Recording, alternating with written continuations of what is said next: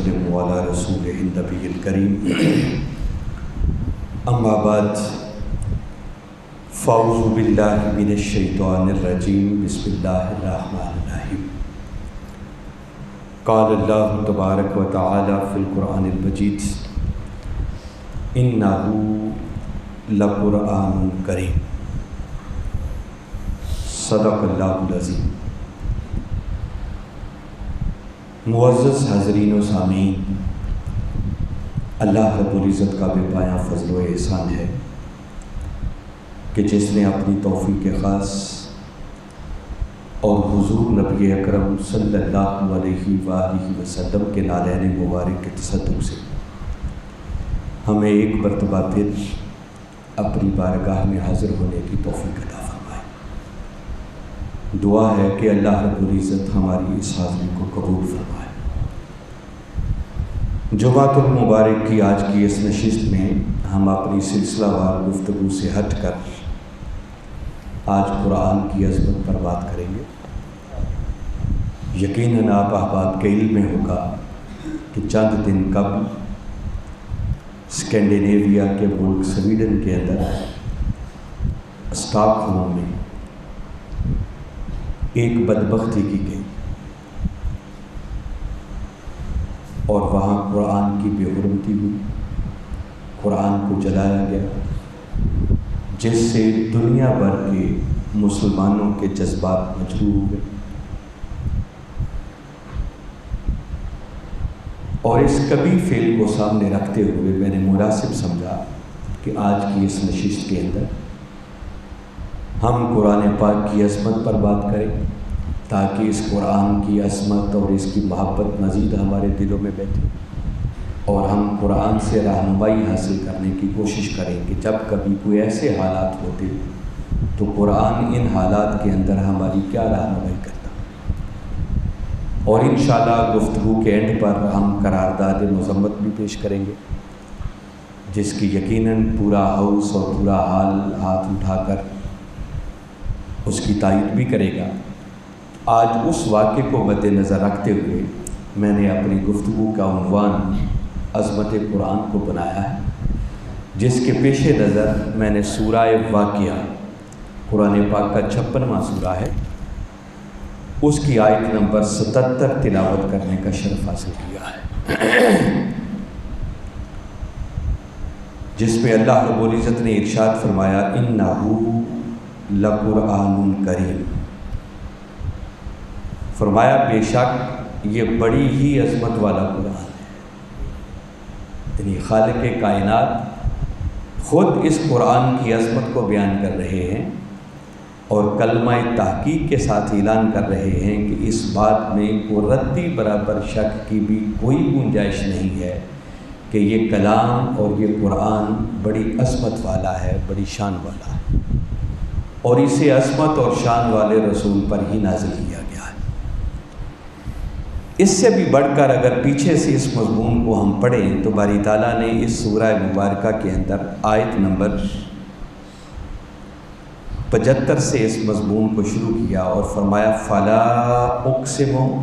بمواقع النجوم۔ فرمایا پس ان جگہوں کی قسم کھاتا ہوں جہاں جہاں قرآن کے مختلف حصے رسول مکرم صلی اللہ علیہ وسلم پر اترے۔ یہ جو فرمایا نا فلا اقسم بمواقع النجوم، تو نجم سے مراد سورت ہے اور نجوم اس کی جمع ہے، جس کا مطلب مختلف صورتیں ہو گئیں، یا نجم کا معنی ہوتا ہے چھوٹے چھوٹے ٹکڑے، حصے۔ تو مواقع جو پیچھے لفظ آیا ہے اس کا معنی ہے جگہ، موقع، اور مواقع اس کی جمع ہے۔ تو باری تعالیٰ فرما رہے ہیں کہ ان جگہوں کی بھی قسم جن جن جگہوں پر قرآن کے مختلف حصے میرے محبوب مکرم پر اترتے رہے ہیں۔ تو آپ ذرا چشم تصور میں لائیں کہ اس کلام اور اس قرآن کی عظمت کا عالم کیا ہوگا کہ جن جگہوں پر وہ تاجدار کائنات صلی اللہ علیہ وسلم پر اترا، باری تعالیٰ ان جگہوں کی بھی قسم قرآن میں اٹھا رہا ہے۔ اور یہ قسمیں اٹھا کر در حقیقت بیان کرنا مقصود یہ ہے کہ لوگوں یہ قرآن بڑی عظمت والا قرآن ہے۔ فرمایا وَإِنَّهُ لَقَسَمٌ لَوْ تَعْلَمُونَ عَظِيمٌ، اور فرمایا اگر تم سمجھ سکو تو یاد رکھو یہ قسم بڑی اونچی قسم ہے جو میں نے کھائی ہے۔ یعنی باری تعالیٰ اس قسم کی عظمت کو بھی آگے بیان کر رہے ہیں۔ فرمایا یہ جو میں نے قسم کھائی کہ ان جگہوں کی قسم جن جگہوں پر یہ قرآن میرے محبوب پر اترتا رہا، تو فرمایا ان جگہوں کی قسم کھانا بھی کاش تمہیں سمجھ آ جائے، یہ قسم بھی بڑی عظمت والی قسم ہے۔ اِنَّهُ لَقُرْآنٌ کریم، بے شک یہ قرآن بڑی عظمت والا ہے۔ فی کتاب مکنون، اور اس سے پہلے یہ لوح محفوظ میں لکھا ہوا تھا۔ لا یمسہ الا المطہرون، اس کو بغیر طہارت کے کوئی نہیں چھو سکے گا۔ تنزیل من رب العالمین، اور یہ رب العالمین کی طرف سے نازل شدہ ہے۔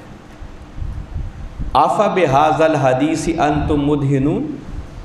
سو کیا تم اسی کلام کی تحقیر کرتے ہو، اسی کی بے حرمتی کرتے ہو؟ یہ پوری انسانیت سے بھی خطاب ہے اور خود قرآن کے ماننے والوں سے بھی خطاب ہے۔ باری تعالیٰ نے اس قرآن کی عظمت کو اجاگر کر کے، عظمت کو بیان کر کے کہا کہ نادانو، وہ عظمتوں والا قرآن کہ جن جن جگہوں پر نازل ہوا میں ان جگہوں کی بھی قسمیں اٹھا رہا۔ جس قرآن کو میں خدا ہو کر عظمت والا قرآن کہہ رہا ہوں، تو کتنی بد نصیبی کی بات ہے کہ تم اسی قرآن کی بے حرمتی کرتے ہو، اسی کی تحقیر کرتے ہو۔ وَتَجْعَلُونَ رِزْقَكُمْ أَنَّكُمْ تُكَذِّبُونَ، اور کیا تم نے اپنا رزق صرف اسی بات کو بنا لیا ہے کہ بس اس قرآن کو جھٹلایا جائے، اس کی تکذیب کی جائے، اس کی بے حرمتی کی جائے، اس سے رخ موڑ لیا جائے، اس کی طرف دھیان نہ کیا جائے، اور اس پر عمل پیرا ہو کر اپنی دنیا اور آخرت کو نہ سنوارا جائے؟ فرمایا کیا تم نے اپنا رزق انہی باتوں کو بنا لیا؟ میں بتا رہا ہوں سب سے ہی خطاب کر رہا ہے قرآن۔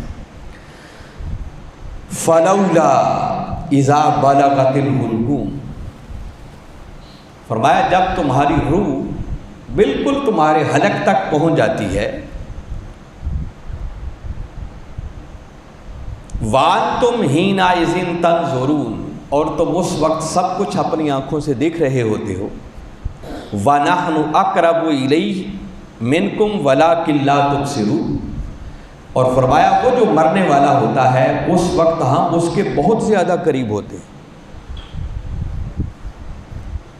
مگر تم دیکھ نہیں رہے ہوتے۔ فَلَوْلَا إِن كُنْتُمْ غَيْرَ مَدِينِينَ،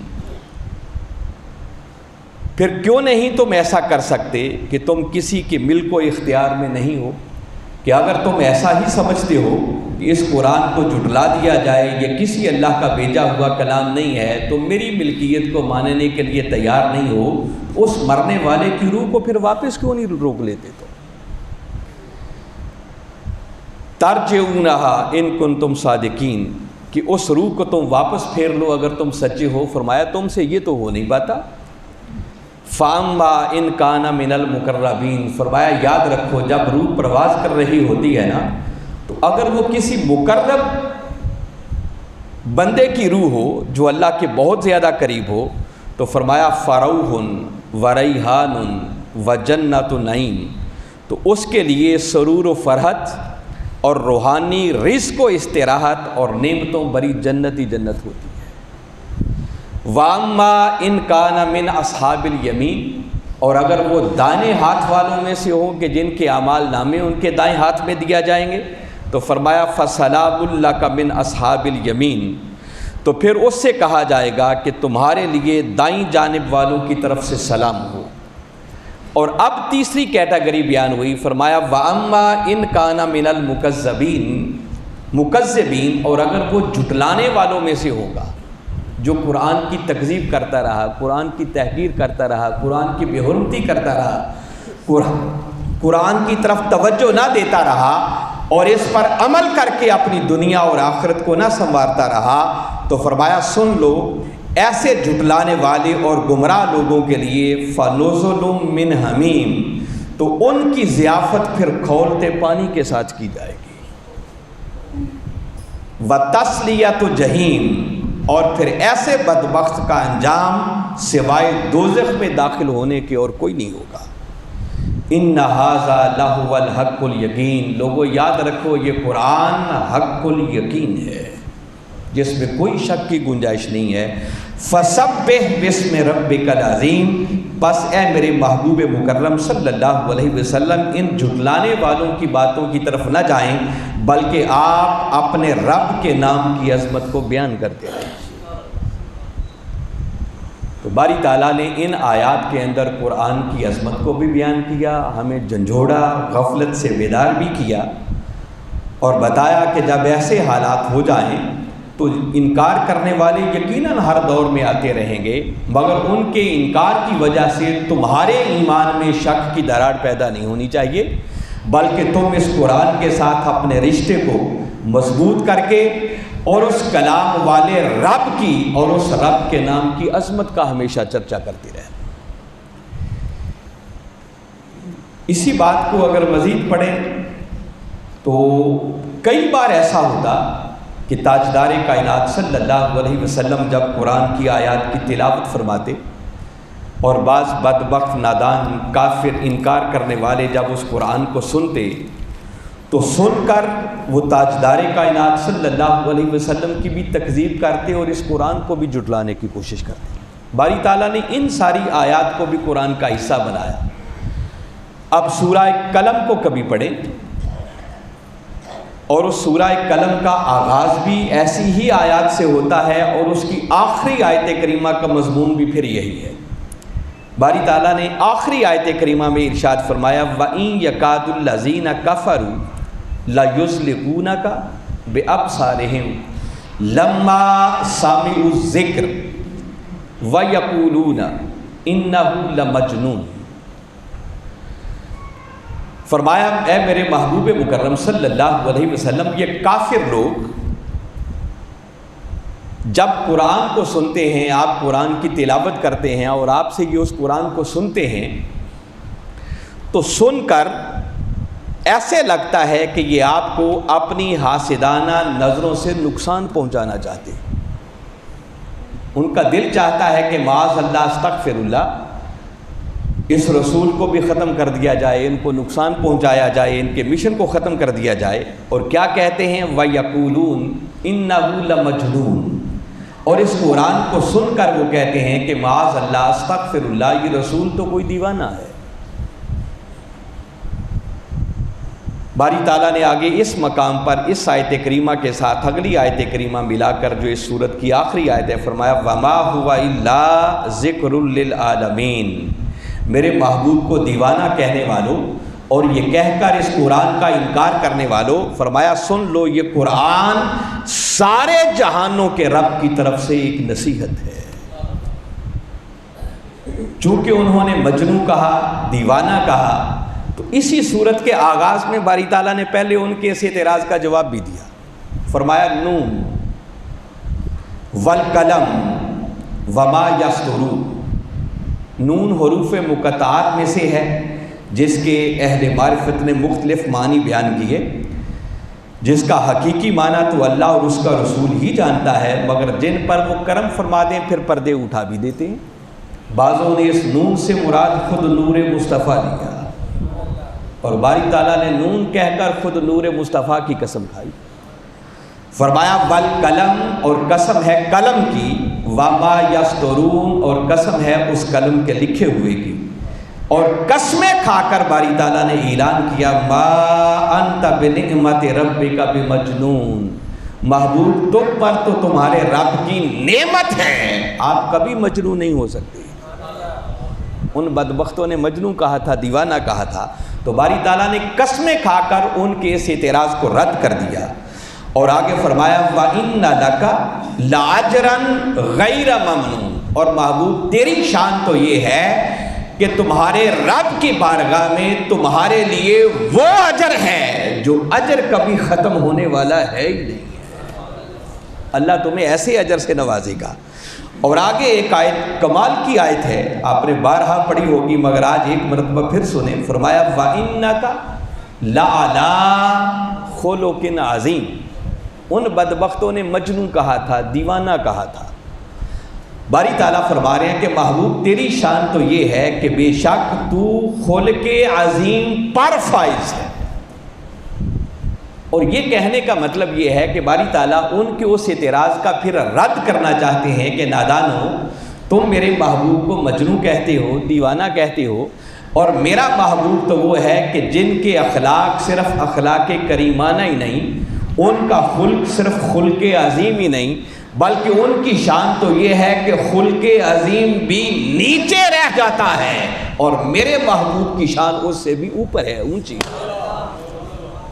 فرمایا جو مجنون لوگ ہوں، جو دیوانے لوگ ہوں، جو پاگل لوگ ہوں، بھلا ان کے بھی کوئی اخلاق ہوتے ہیں؟ تم مجنون کہتے ہو، دیوانے کہتے ہو، اور میرے محبوب کے اخلاق کا عالم تو یہ ہے کہ وہ صرف خلق عظیم ہی نہیں ہے۔ حالانکہ آقا کے اخلاق کو اگر صرف خلق عظیم بھی کہا جائے تو یہ کوئی معمولی بات، بعض عام روٹین کا ترجمہ اس کا یہی کر دیتے ہیں کہ محبوب آپ کا خلق عظیم ہے۔ اس میں کوئی شک نہیں کہ ذرا چشم تصور میں لائیں کہ ان اخلاق کی عظمتوں کا عالم کیا ہوگا کہ جس خلق کو وہ خدا ہو کر خلق عظیم کہے۔ مگر آیت کریمہ کے کلمات پر غور کریں تو باری تعالیٰ فرما رہے ہیں وَإِنَّكَ لَعَلَىٰ خُلُقٍ عَظِيمٍ، جس کا معنی یہ اعلیٰ کا لفظ جو ہے نا، یہ پر کے لیے، اوپر کے لیے استعمال ہوتا ہے۔ اِنَّكَ کا سے آقا کی ذات مبارک سے خطاب ہے۔ فرمایا محبوب آپ کی شان تو یہ ہے کہ خلق عظیم بھی نیچے ہے، تیری ذات کو ہم نے ان سے بھی اونچا بنایا ہے۔ تو فرمایا جس محبوب کی عظمت اور شان کا یہ عالم ہو کہ خلق عظیم بھی نیچے رہ جائیں اور میرے محبوب کی شان ان سے بھی زیادہ اونچی ہو، نادانو تم ان کو دیوانہ کہتے ہو، شاعر کہتے ہو، ان کو مجنون کہتے ہو۔ مجنون اور پاگل لوگوں کے تو اخلاق ہوتے ہی کوئی نہیں، اور میرے محبوب کی شان یہ ہے کہ اخلاق بھی ہاتھ باندھ کر دہلیز مصطفیٰ پر کھڑے ہوتے ہیں کہ آقا ہمیں لے لے، ہمیں لے لے، ہمیں لے لے، بس میرے محبوب جسے لے لے وہی اچھا خلق بن جاتا ہے، اور جسے رد فرما دے وہی برا خلق بن جائے۔ تو فرمایا جس ہستی کی عظمت اور شان کا یہ عالم ہو تم ان کو مجنون اور دیوانہ کہتے ہو، اور ایسے بلند اخلاق کے مالک ہستی کی زبان سے جو کلام بھی نکلے وہ کلام حق ہوتا ہے، اس میں کسی شک کی کوئی گنجائش نہیں ہوتی۔ اور اپنے محبوب سے باری تعالیٰ نے اتنا ہی فرمایا کہ محبوب یہ جو اس قرآن کا انکار کر رہے ہیں، اس کی بے حرمتی کر رہے ہیں، معاذ اللہ آپ کو مجنون اور دیوانہ کر رہے ہیں، کہہ رہے ہیں، ان سے جھگڑنے کی ضرورت نہیں، ہم نے تمہیں بڑا اونچا اخلاق والا بنا کے بھیجا ہے۔ فَسَتُبْصِرُ وَيُبْصِرُونَ، بس آپ بھی انتظار کریں اور یہ بھی انتظار کریں۔ بِأَيِّكُمُ الْمَفْتُونُ، جلد پتہ چل جائے گا کہ حقیقت میں مجنون اور دیوانہ ہے کون۔ ان ربک هو اعلم بمن ضل عن سبیلہ وهو اعلم بالمہتدین، اور بے شک محبوب تیرا رب بہت بہتر جانتا ہے کہ راہ راست سے بھٹکا ہوا گمراہ کون ہے اور حقیقت میں ہدایت کی راہ پر کون ہے۔ فرمایا یہ وقت فیصلہ کر دے گا۔ تو باری تعالیٰ نے بار بار قرآن پاک کے اندر کس انداز میں اپنے محبوب کی اس عظمت کو بھی اجاگر کیا اور محبوب پر اترنے والے قرآن کی عظمت کو بھی اجاگر کیا۔ پھر ایک مقام پر، اس سے اگلی سورت سورہ الحاقہ ہے، وہاں پر پھر باری تعالیٰ نے اسی بات کا ذکر کیا۔ فرمایا اس قرآن کی بے حرمتی کرتے ہو، اس قرآن کی تحقیر کرتے ہو، یہ قرآن وہ ہے اِنَّهُ لَقَوْلُ الرَّسُولٍ کریم، یہ بڑی عظمت والے رسول کی زبان سے نکلا ہوا کلام ہے جو خدا کا نائب اور نمائندہ ہونے کے ناطے اپنی زبان سے ادا کرتا ہے، اللہ کی طرف سے اترے ہوئے قرآن کو بیان کرتا ہے، اور اس قرآن کو باری تعالیٰ نے عظمت والے رسول کا قول قرار دیا ہے۔ یعنی یہ قرآن اللہ کا کلام بھی ہے، اور یہ آیت بتا رہی ہے کہ یہ قرآن خود کلام مصطفیٰ بھی ہے صلی اللہ علیہ وسلم۔ اگر کبھی دل چاہے نا کہ عین وہی باتیں ملیں جو 14 صدیاں پہلے ہمارے آقا کی زبان اقدس کے بوسے لے لے کر نکلتی رہی ہے، تو کسی اور بات میں تو ڈاؤٹ ہو سکتا ہے، مگر قرآن کی آیات، قرآن کے کلمات، قرآن کے حروف یہ عین وہی من و عن باتیں ہیں جو اسی طرح کملی والے آقا صلی اللہ علیہ وسلم کی زبان اقدس سے ادا ہوتی رہی۔ تو یہ قرآن خدا کا کلام بھی ہے اور کلام مصطفیٰ صلی اللہ علیہ وسلم بھی ہے۔ اس لیے باری تعالیٰ نے فرمایا اِنَّهُ لَقَوْلُ رَسُولٍ کریم، یہ بڑی عظمت والے رسول کی زبان سے نکلا ہوا قول ہے، کلام ہے۔ وَمَا هُوَ بِقَوْلِ شاعر، یہ کسی شاعر کا کلام نہیں ہے۔ قَلِيلًا مَا تُؤْمِنُونَ، مگر تم میں سے بہت تھوڑے ہیں جو ایمان لانے والے، جس کا مطلب یہ قرآن اعلان کر رہا ہے کہ ہر کسی کے نصیب میں نہیں ہوگا کہ اس قرآن پر ایمان لے آئے۔ فرمایا تھوڑے ہوں گے جن کو اس قرآن کی عظمت کا اندازہ ہوگا اور اس قرآن اور رسول پر ایمان لانے والے ہوں گے۔ پھر آگے فرمایا وَلَا بِقَوْلِ کاہن، یہ کسی کاہن کا کلام نہیں ہے کہ ایسے ہی فنی اندازوں سے اس نے اس کو گھڑ لیا۔ قَلِيلًا مَا تَذَكَّرُونَ، مگر بہت کم ہوں گے جو اس قرآن سے نصیحت حاصل کرنے والے ہوں گے۔ تنزیل من رب العالمین، اور یہ قرآن رب العالمین کی طرف سے نازل کرنا ہے، یہ کوئی معمولی کلام نہیں ہے۔ اور باری تعالیٰ نے مزید اس قرآن کے حق ہونے کے لیے، اندازہ کریں کتنی سخت بات کی ہے، فرمایا وَلَوْ تَقَوَّلَ عَلَيْنَا بَعْضَ الْأَقَاوِيلِ، فرمایا اگر میرے محبوب مکرم صلی اللہ علیہ وسلم معاذ اللہ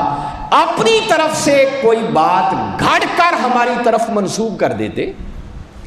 لَأَخَذْنَا مِنْهُ بِالْيَمِينِ، تو یقیناً ہم پوری قوت و قدرت کے ساتھ ان کی گرفت کرتے،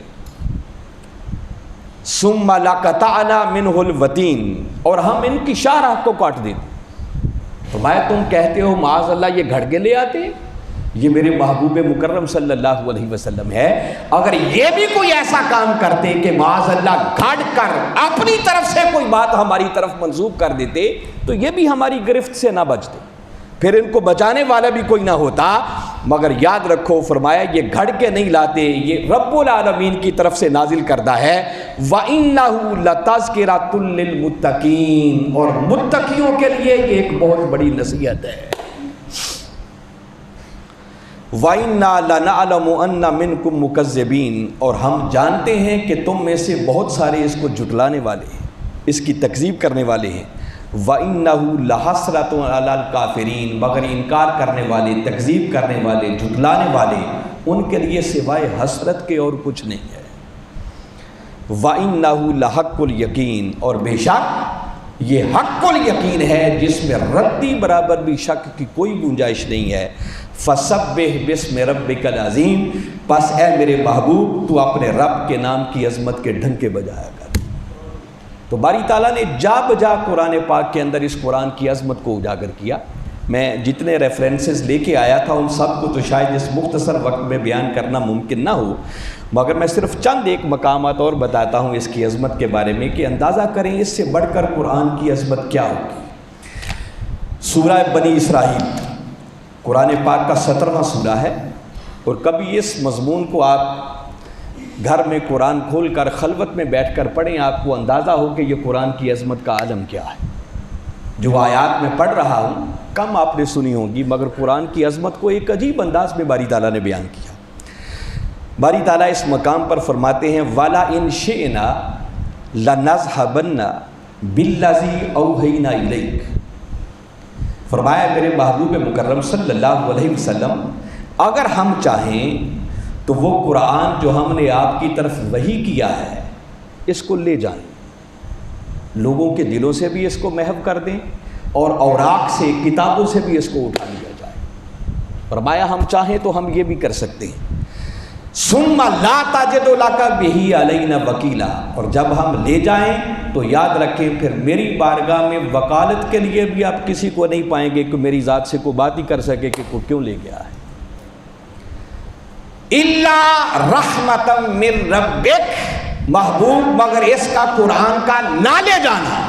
اور اس قرآن کا تمہارے اندر موجود ہونا،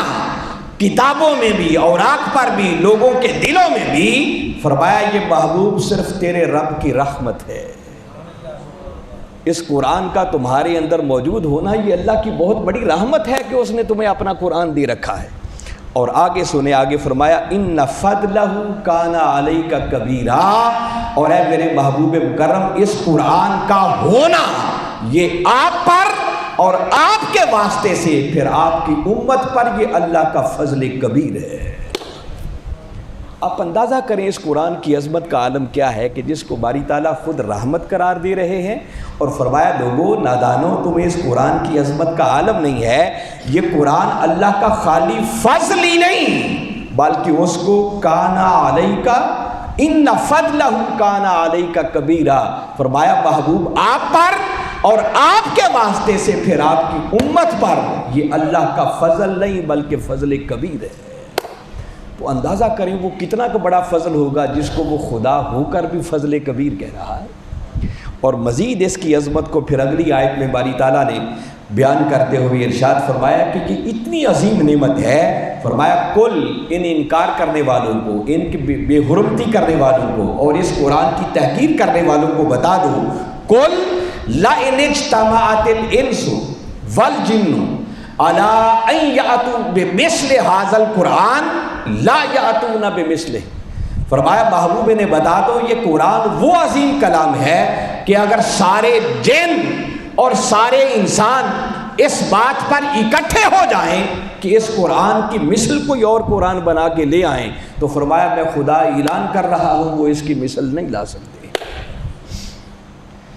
فرمایا ان انکار کرنے والوں کو بتاؤ اچھا یہ اللہ کا کلام نہیں ہے تو پھر جاؤ اس قرآن جیسا ایک قرآن ہی بنا کے لے آؤ، اس پر سارے جن اور انسان بھی اکٹھے ہو جائیں تو فرمایا تم اس قرآن کی مثل نہیں لا سکتے۔ اور 14 صدیاں بیت گئیں، قرآن کے اس چیلنج کو کوئی قبول کرنے کے لیے تیار نہیں ہے۔ باری تعالیٰ نے پھر تھوڑی سی اس چیلنج کے اندر نرمی کی، فرمایا اچھا اگر تم اس قرآن جیسا سارا قرآن نہیں لا سکتے تو پھر اس کے بعد باری تعالیٰ نے ایک اور مقام پر دعوت دی، فرمایا ام یقولون افترا، یہ لوگ کہتے ہیں کہ معاذ اللہ استغفر اللہ، یہ رسول مکرم صلی اللہ علیہ وسلم اپنی طرف سے گھڑ کے یہ قرآن کو لے آتے ہیں۔ فرمایا محبوب یہ اگر یہ کہتے ہیں کہ اپنی طرف سے گھڑ کے لے آتے ہیں تو انہیں فرما دو کہ جاؤ پھر تم اس جیسی 10 صورتیں بنا کے لے آؤ۔ پہلے کیا چیلنج کیا تھا کہ اس قرآن جیسا قرآن لے آؤ، فرمایا اگر سارا قرآن تم نہیں لا سکتے تو پھر جاؤ اس قرآن جیسی 10 مختلف گڑی ہوئی صورتیں تم بھی لے آؤ، تم اپنی طرف سے بنا کے لے آؤ، اور پھر اس مقصد کے لیے تم جن جن اپنے مددگاروں کو ساتھ ملانا چاہو تمہیں اجازت ہے ان کو بھی ملا لو، مگر 14 صدیاں بیت گئیں کو 10 صورتیں لانے کے قابل بھی نہیں ہو سکا۔ باری تعالیٰ نے پھر اس چیلنج کے اندر اور نرمی کی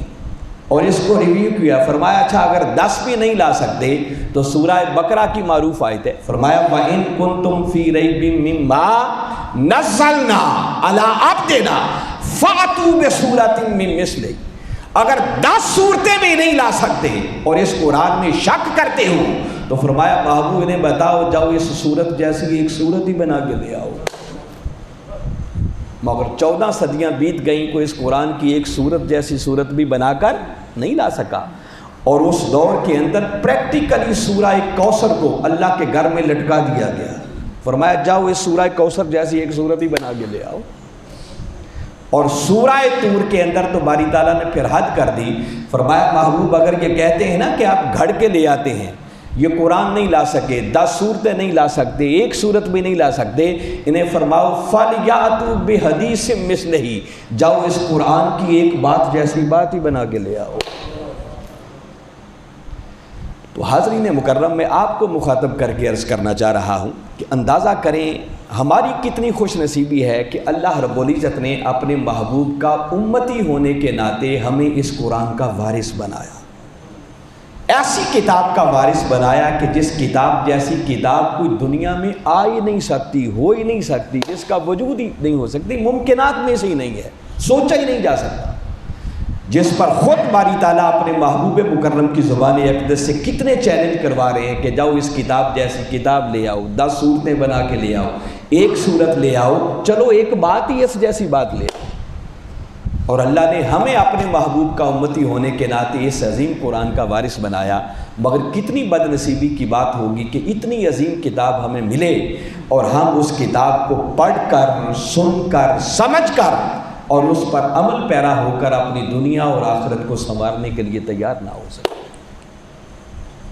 وہ بدبختی جو ہوئی اس کا تو ذکر کرتے ہیں، پہلے ہمیں اپنے گریبانوں میں جھانکنا ہوگا کہ اتنی عظمت والی کتاب اگر ہمیں میسر آ جائے تو ذرا اندازہ کریں کہ ہمیں اس قرآن کے ساتھ محبت کا عالم ہمارا کیسا ہونا چاہیے۔ مگر ہماری محبت کہاں تک ہے اس قرآن کے ساتھ، اس کا ذرا آپ اندازہ کر لیں۔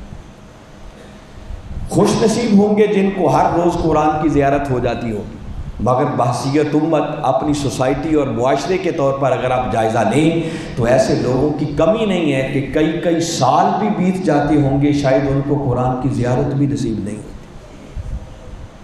اس سے بڑی بد نصیبی کیا ہو کہ اتنی عظیم کتاب ہمارے اندر موجود ہو، اور اگر میں یہ بات کہوں تو اس میں رتی برابر شک نہیں ہے کہ اس وقت کائنات کے اندر ہمارے پاس سب سے بڑی اللہ کی کوئی نعمت اگر موجود ہے جو ہمارے ہاتھوں میں ہے، ہماری نظروں کے سامنے ہے، تو وہ سب سے بڑی نعمت یہ اللہ کا قرآن ہے۔ یہ تاجدار کائنات صلی اللہ علیہ وسلم کو ملنے والے معجزات میں سے سب سے بڑا معجزہ ہے۔ انبیاء کو معجزات ملتے رہے مگر وقت کے ساتھ ساتھ نظروں سے اوجھل ہو گئی، قومیں ان کو بھول گئیں، لوگوں نے ان کو اوپر سے پش ڈال دیا، مگر قرآن ہمارے آقا کو ملنے والا ایسا معجزہ ہے کہ 14 صدیاں گزرنے کے باوجود بھی منوان اسی شکل میں آج بھی ہمارے ہاتھوں میں ہے، اور قیامت تک یہ اسی طرح لوگوں کے سامنے موجود رہے گا۔ اور اتنے عظیم قرآن کو پا کر بھی اس پر عمل پیرا ہو کر اگر ہم نے اپنی دنیا اور آخرت کو نہ سنوارا تو اس سے بڑی اپنے ساتھ زیادتی اور ظلم کوئی نہیں ہو سکتا ہے۔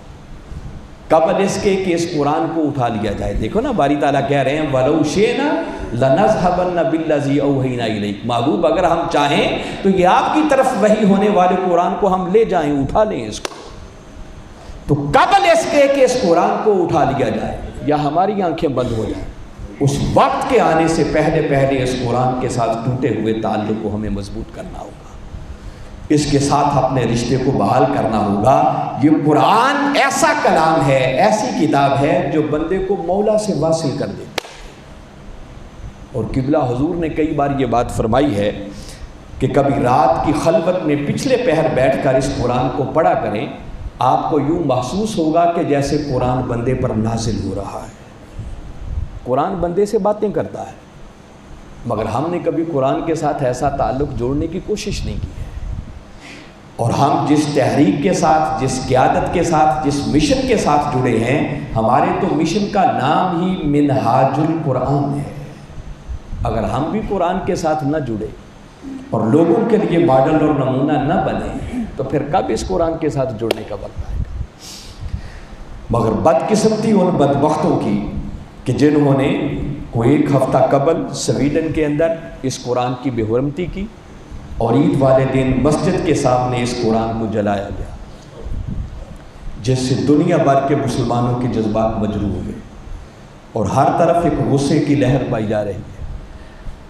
اور ہفتے بھر سے مختلف ممالک کے اندر مختلف مقامات پر مختلف مواقع پر احتجاج کیا جا رہا ہے، مگر آج چونکہ جمعۃ المبارک کا دن ہے تو پوری دنیا کے اندر بالخصوص اس کبھی حرکت پر احتجاج کیا جا رہا ہے۔ منہاج القرآن نے بھی اپنی تمام تر تنظیمات کو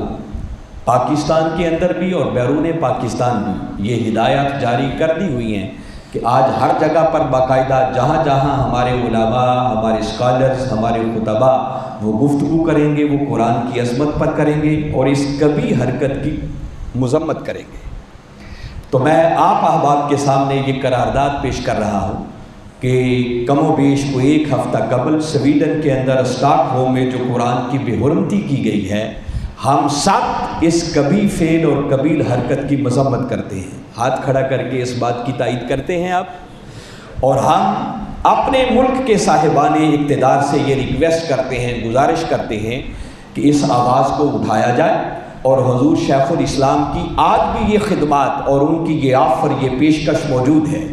کہ تاجدار کائنات صلی اللہ علیہ وسلم کی بے حرمتی کی بات ہو، یا قرآن پاک کی بے حرمتی کی بات ہو، ان کی طرف سے یہ آفر اور پیشکش موجود ہے، چونکہ انڈیویجولی یہ کوئی نہیں کر سکتا۔ عالمی عدالت انصاف کے اندر یہ حکومتوں کی طرف سے ایسا کیس دائر ہو سکتا ہے۔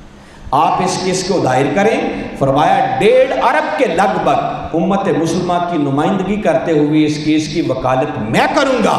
اور پوری دنیا کے اندر عالمی عدالت انصاف کے اندر اس کیس کو جیت کر اس امت کو ایک تحفہ پیش کر دیا جائے گا۔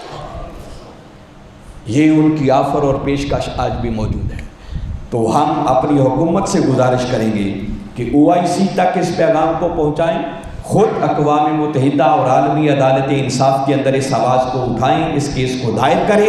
منہاج القرآن اور حضور شیخ الاسلام وکیل کے طور پر اپنی خدمات دینے کے لیے آج بھی تیار ہیں، اور انشاءاللہ پوری دنیا کے اندر اس کیس کو جیت کر امت مسلمہ کا سر فخر سے بلند کر دیا جائے گا۔ اللہ کی بارگاہ میں دعا ہے کہ اللہ تعالیٰ ایسے بد کرداروں کو جو قرآن کی بے حرمتی کرنے والے ہیں ان کے انجام بد تک انہیں پہنچائے، اور ہمیں صحیح معنوں میں اس قرآن کی عظمت کو سمجھ کر اس قرآن کے ساتھ اپنے ٹوٹے ہوئے تعلق کو بحال کر کے اس کی حرمت کی خاطر ہمیں اپنا تن من دن قربان کرنے کی توفیق عطا فرمائے۔ وما علینا الا البلاغ۔